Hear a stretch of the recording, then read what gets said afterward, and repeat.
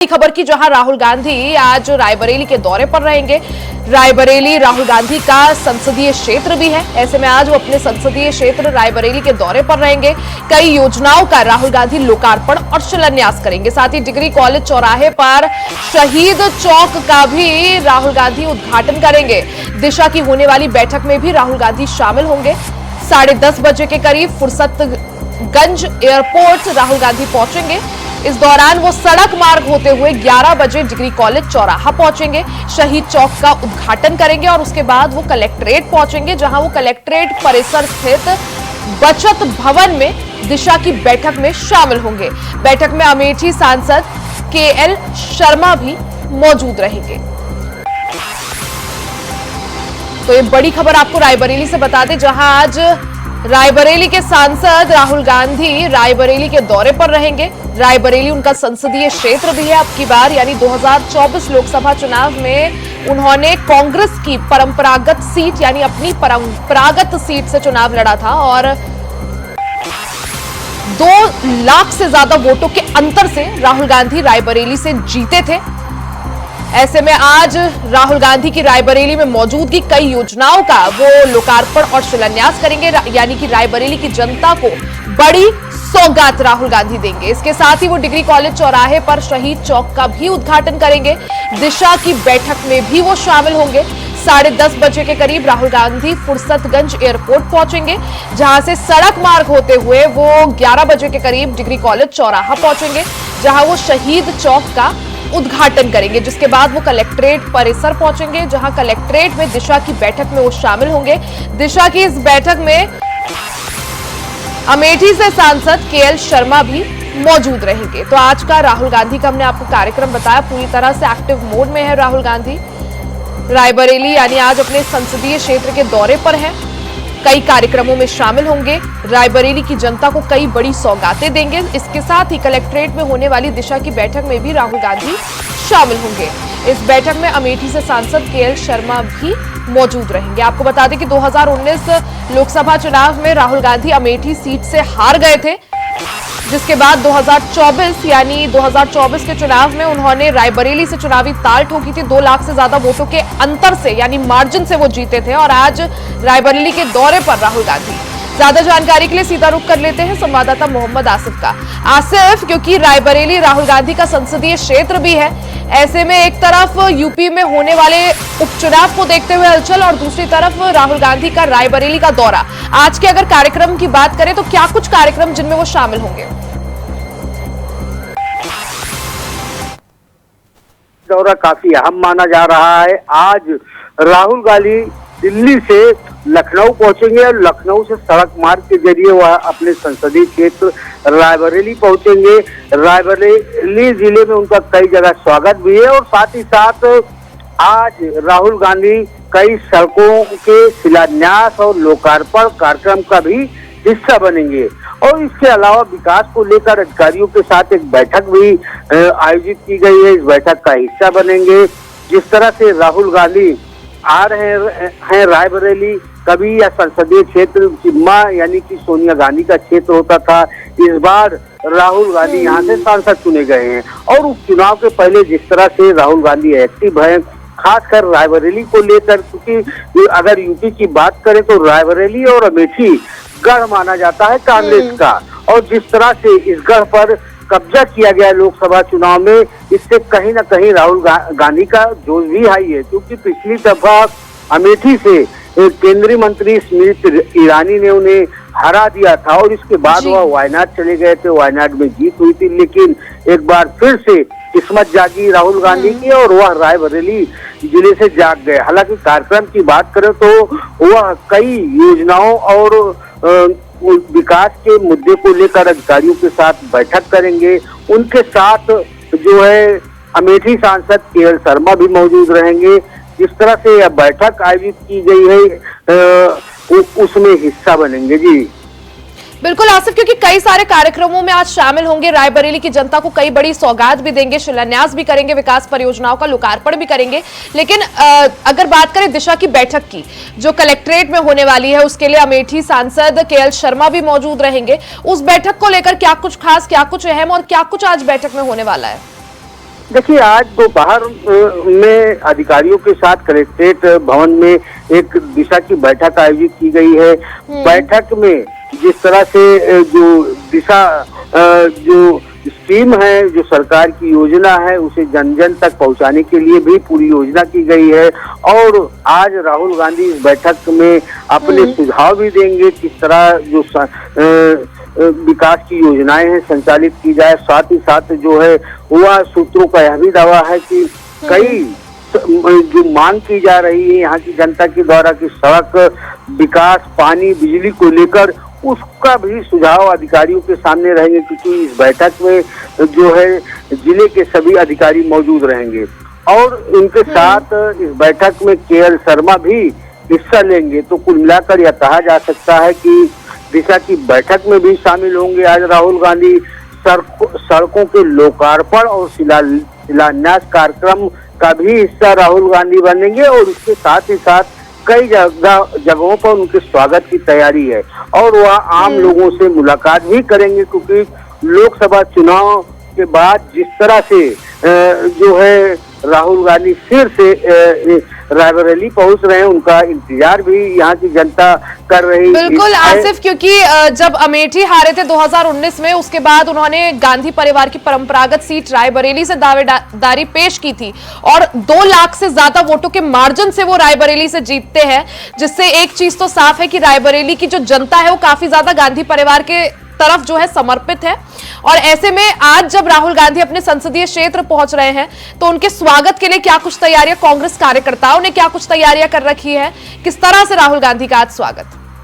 देखिए रिया, अगर राहुल गांधी की बात करें या फिर कांग्रेस की बात करें तो अमेठी और रायबरेली के नाम से कांग्रेस जानी जाती है, क्योंकि इन 2 सीटों पर हमेशा कब्जा रहा है। एक सीट पर राहुल गांधी तो दूसरी सीट पर उनकी मां सोनिया गांधी सांसद चुनी जाती रही हैं। अगर विकास की बात करें तो काफी सजग भी सोनिया गांधी रहती थी, लेकिन जिस तरह से अमेठी से राहुल गांधी को हार का सामना करना पड़ा था, तो इससे लोगों में चर्चा का विषय बन गया था कि गढ़ खत्म हो गया कांग्रेस का। लेकिन जिस तरह से लोकसभा चुनाव में राहुल गांधी को बड़ी जीत मिली, इससे कहीं ना कहीं कांग्रेस का दबदबा भी अमेठी और रायबरेली जिले में देखने को मिला।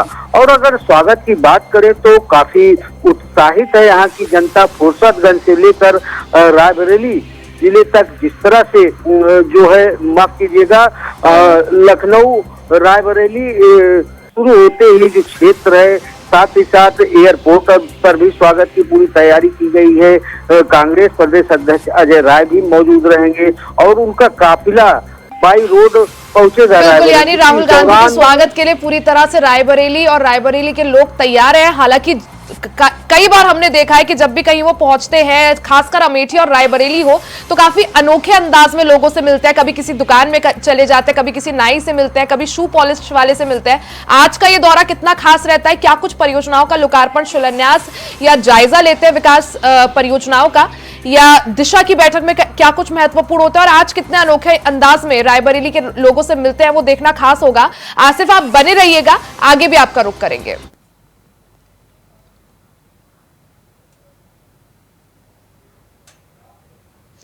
आगे बात करेंगे यूपी कैबिनेट में किस तरह से गुपचुप फैसला लिया गया, वो कुछ गुपचुप फैसला भी आपको बताएंगे। यहां रुकेंगे एक छोटे से ब्रेक के लिए, जल्द वापस लौटेंगे, कहीं जाइएगा नहीं। ब्रेक के बाद एक बार फिर से आप सभी का स्वागत है। खबरों में आगे बढ़ते हैं, बात कर लेते हैं लखनऊ से बड़ी खबर की, जहां यूपी कैबिनेट का एक देर रात गुपचुप फैसला लिया गया। देर रात फैसला सार्वजनिक हुआ। अब उत्तर प्रदेश में ही डीजीपी तय होगा। जी हां, यूपीएससी को अब पैनल नहीं भेजा जाएगा। अब यूपी के डीजीपी का कार्यकाल 2 साल का ही होगा। कैबिनेट की यूपी डीजीपी के चयन नियमावली पर मुहर लगाएगी। प्रशांत कुमार को पूर्णकालिक डीजीपी बनाने की तैयारी है। उन्हें 2 साल का फिक्स कार्यकाल देने की भी चर्चा है। तो ये बड़ी खबर आप सभी को बता दें, जहां पुलिस महानिदेशक यानी डीजीपी उत्तर प्रदेश चयन एवं नियमावली 2024 को मंजूरी मिल गई है। तो यूपी कैबिनेट की अहम बैठक में ये फैसला लिया गया। ज्यादा जानकारी के लिए सीधा रुख कर लेते हैं मोहम्मद आसिफ का। आसिफ, जिस तरह से यूपी कैबिनेट की अहम बैठक हुई, इसमें पुलिस महानिदेशक उत्तर प्रदेश चयन एवं नियमावली 2024 को मंजूरी मिल गई है। क्या कुछ ये निर्णय, क्या कुछ ये फैसला, क्या कुछ ये प्रस्ताव, इसको लेकर क्या कुछ जानकारी? जी बिल्कुल लिया। यूपी कैबिनेट की बैठक हुई कल और बैठक में 18 प्रस्तावों पर मोहर लगी। उसमें सबसे महत्वपूर्ण फैसला डीजीपी के चयन को लेकर रहा। एक नियमावली 2024 की पास की गई, जिसमें अब यूपी में जो है डीजीपी के चयन को लेकर यूपीएससी ही मोहर लगाएगी, क्योंकि जिस तरह से अस्थायी डीजीपी को लेकर विपक्ष लगातार निशाना साधता रहता है और यह कहता रहता है कि यूपी सरकार अस्थायी डीजीपी नियुक्त नहीं कर रही है। लेकिन इस नियमावली के चयन से, प्रस्ताव से कहीं ना कहीं अब जो है बड़ा पावर मिल गया है कैबिनेट को, सरकार को। अब डीजीपी का चयन जो है यूपी सरकार कर सकेगी और सूत्रों का यह भी दावा है कि डीजीपी प्रशांत कुमार सबसे भरोसेमंद जो है अफसर माने जाते हैं योगी सरकार के, और अब अस्थायी डीजीपी की नियुक्ति पर भी उनके नाम की मोहर लगेगी। हालांकि ये जो फैसला लिया है कैबिनेट की बैठक में काफी गुपचुप तरीके से लिया गया था, लेकिन यह पूरी तरह से लीक हो गया है और सारी जो कैबिनेट के प्रस्ताव की मोहर है उसके बारे में सभी को जानकारी भी हो गई है। और डीजीपी के कार्यकाल अब 2 साल का होगा।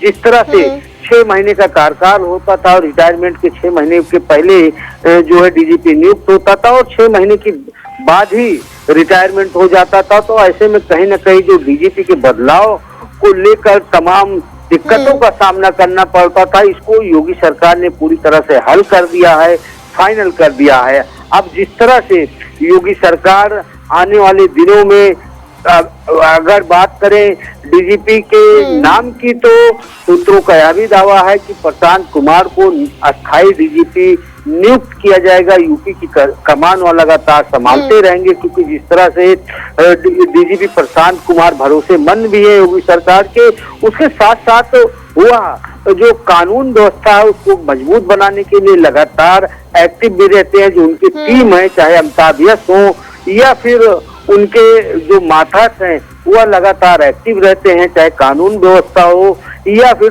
त्योहार और पर्व को लेकर पुलिस व्यवस्था का इंतजाम करना। तो ऐसे में यह कहा जा सकता है कि अब आने वाले दिनों में प्रशांत कुमार के नाम की मुहर लग जाएगी, क्योंकि प्रस्ताव पास हो गया है। अब कोई दिक्कत नहीं होगी, क्योंकि पहले जो है दिल्ली भेजना पड़ता था प्रस्ताव डीजीपी की। जी बिल्कुल आसिफ, क्योंकि यही है कि पहले यूपीएससी के पैनल को प्रस्ताव भेजना पड़ता था, फिर चयन कमेटी जो है वहां पर सिलेक्ट करती थी, एक नाम को फाइनल करती थी, मुहर लगा दी थी। अब अगर ये जो नया जिस तरह से प्रस्ताव पारित किया है कैबिनेट ने, उसके अनुसार ये चीज साफ है कि अब दिल्ली पैनल को नाम नहीं भेजना पड़ेगा और यूपी में ही जो है डीजीपी का नाम तय हो जाएगा। तो इसको किस तरह से देखें इस फैसले को, और क्या कुछ इससे बदलाव जो है देखने को मिल सकता है? देखिए भैया, अगर बात करें डीजीपी के चयन की, तो डीजीपी के चयन को लेकर जो प्रस्ताव पास हुआ है काफी अहम है और महत्वपूर्ण है, क्योंकि अगर कानून, चाहे जिस राज्य की कानून की व्यवस्था करे, तो सरकार ही कानून व्यवस्था स्थापित करती है। जो डीजीपी होता है वह सरकार के रीढ़ होती है। और जिस तरह से पहले यह नियम था कि कई नाम भेजे जाते थे, पैनल भेजे जाते थे और उसके बाद दिल्ली से नामों पर मुहर लगती थी, लेकिन अब जिस तरह से जो फैसला लिया गया है सरकार की तरफ से, यह काफी महत्वपूर्ण है। अब सीधे तौर पर यूपी के डीजीपी का चयन किया जा सकेगा, इससे कोई अड़चन नहीं आएगी। और सरकार भलीभांति जानती है कि कौन सा अफसर अच्छा काम कर रहा है, कौन भरोसेमंद है, कौन ईमानदार है। और जिस तरह से अब सूत्रों का यह दावा है कि प्रशांत कुमार को एडीजी के बाद डीजीपी का प्रभार सौंपा गया था, लेकिन इनका कार्यकाल, इनकी नियुक्ति अस्थायी थी, लेकिन अब जो मुहर लग गई है कैबिनेट में, अब अस्थायी डीजीपी के तौर पर तैनाती की जा सकती है प्रशांत कुमार की। तो इससे कहीं ना कहीं जो फैसला लिया गया है कैबिनेट की बैठक में, यह काफी महत्वपूर्ण है और साथ ही साथ अड़चनों से बचने के लिए भी इस अध्यादेश पर मोहर लगाई गई है। अब फिलहाल देखने वाली बात होगी कि जिस तरह से डीजीपी का चयन को लेकर तमाम जो है नियम अपनाए जाते थे, पैनल भेजा जाता था, फिर उनकी नियुक्ति होती थी। अब सीधे तौर पर जिस तरह से डीजीपी की नियुक्ति होगी, इससे सरकार को भी एक बड़ी उपलब्धि मानी जा रही है और साथ ही साथ सरकार अब अपने फैसले डीजीपी को लेकर खुद करेगी, यह बड़ी बात है। जी रिया जी, ठीक है आसिफ, बहुत बहुत शुक्रिया जानकारी के लिए।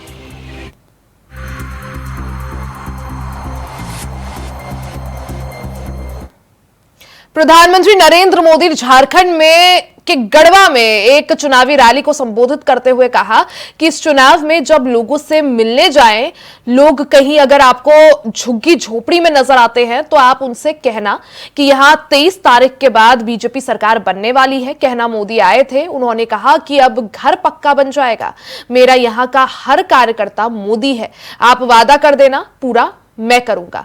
पीएम मोदी ने आगे कहा कि बीजेपी झारखंड की सुविधा, सुरक्षा, स्थिरता और समृद्धि की गारंटी के साथ चुनावी मैदान में उतरी है। मैं झारखंड बीजेपी को बहुत बहुत बधाई देता हूं कि कल झारखंड भारतीय जनता पार्टी ने बहुत ही शानदार संकल्प पत्र जारी किया है। ये संकल्प पत्र रोटी बेटी माटी के सम्मान, सुरक्षा और समृद्धि के लिए समर्पित है। झारखंड में पहले अमित शाह की हुंकार, अब मोदी की ललकार। रोटी बेटी माटी की पुकार, झारखंड में बीजेपी का बेड़ा लगाएगी पार। मोदी की गारंटी झारखंड को देगी बांग्लादेशी घुसपैठियों से सिक्योरिटी। मोदी की गारंटी वाला दाव क्या जेएमएम कांग्रेस के गेम पर करेगा घाव। झारखंड का रण, प्रधानमंत्री मोदी का प्रण। ये हमारे झारखंड की बेटियां, हमारे झारखंड के बेटे खेल के मैदान में झारखंड का जज्बा दिखाते हैं। झारखंड के युवाओं का सामर्थ्य बढ़े, उन्हें नए अवसर मिले, ये सरकार की जिम्मेदारी होती है। लेकिन जेएमएम, कांग्रेस, आरजेडी ने झारखंड के युवाओं के साथ भी धोखा ही किया है। मोदी झारखंड में भ्रष्टाचार पर तो बोले, लेकिन हेमंत का कोई जिक्र नहीं। झारखंड मुक्ति मोर्चा यानी जेएमएम, आरजेडी, कांग्रेस को परिवारवादी कहा, यानी झारखंड चुनाव में चुनावी हुंकार भरते हुए प्रधानमंत्री मोदी का प्रहार जेएमएम और कांग्रेस को सियासी घाव दे रहा था। झारखंड में पहले गृह मंत्री अमित शाह ने हुंकार भरी, फिर अब प्रधानमंत्री मोदी की ललकार है। प्रधानमंत्री मोदी ने चाहे झारखंड के गढ़वा और चाईबासा में जीत के हुंकार भरी, वही महागठबंधन पर भी जमकर निशाना साधा।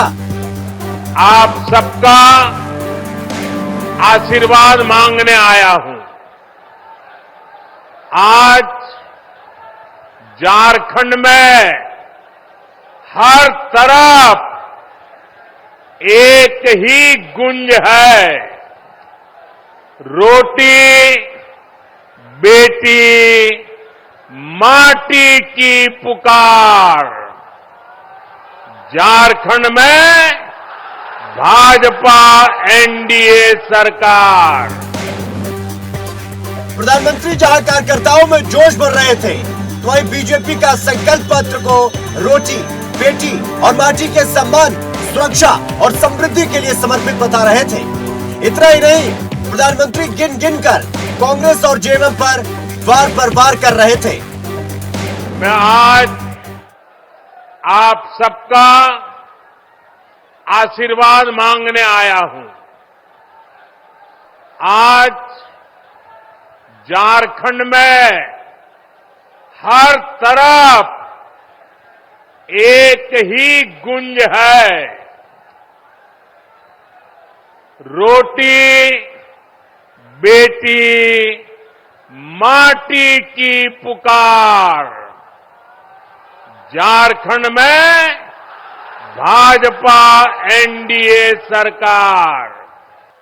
इसलिए एक तरफ भाजपा का गारंटी पूरा करने का ट्रैक रिकॉर्ड, वहीं दूसरी तरफ जेएमएम, कांग्रेस, आरजेडी के झूठे वायदे। इन्होंने 5 साल तक माताओं बहनों के लिए कुछ नहीं किया। अब जब भाजपा की योजनाएं सामने आई है, तब उन्होंने आनन फानन में महिलाओं की आंख में धूल झोंकने के लिए नकल करके नई नई घोषणाएं की है। साथियों, भाजपा झारखंड की सुविधा, सुरक्षा, स्थिरता और समृद्धि की गारंटी के साथ चुनावी मैदान में उतरी है। झारखंड के नौजवानों में टैलेंट की कमी नहीं है। देश ने युवाओं का टैलेंट, ये हमारे झारखंड की बेटियां, हमारे झारखंड के बेटे खेल के मैदान में झारखंड का जज्बा दिखाते हैं। झारखंड के युवाओं का सामर्थ्य बढ़े, उन्हें नए अवसर मिले, ये सरकार की जिम्मेदारी होती है। जहां एक तरफ झारखंड पहुंच जेएमएम कांग्रेस पर प्रधानमंत्री मोदी गिन गिन कर वार कर रहे थे, तो दूसरी तरफ दिल्ली में कांग्रेस के दिग्गज प्रधानमंत्री मोदी से उनके झारखंड को लेकर किए गए एक एक वादों को याद दिला रहे थे। कांग्रेस के दिग्गज नेता जयराम रमेश ने सोशल मीडिया प्लेटफॉर्म एक्स पर पोस्ट करते हुए 3 सवाल प्रधानमंत्री से पूछ लिए। सवाल नंबर 1, कोरबा, लोहरदगा और चतरा गया रेलवे लाइन का क्या हुआ? वो इंजीनियरिंग का कॉलेज कहाँ है जिनका नॉन बायोलॉजिकल प्रधानमंत्री ने 2014 में वादा किया था? सवाल नंबर 3, कोडरबा में मेडिकल कॉलेज का क्या हुआ? यानी प्रधानमंत्री मोदी झारखंड चुनाव में सियासी माहौल को गरमा चुके हैं। ऐसे में बीजेपी अब इसे अपने पक्ष में कैसे बुलाती है, ये देखना दिलचस्प होगा, क्योंकि प्रधानमंत्री तो हुंकार भरकर चले गए, मगर अब उनके बयानों से उठा तूफान नया सियासी पैगाम लेकर आएगा, ये भी तय है। Bureau report, India voice, Ranchi. इसी के साथ बुलेटिन में फिलहाल के लिए सिर्फ इतना ही। खबरों का सिलसिला जारी रहेगा, बने रहे हमारे साथ।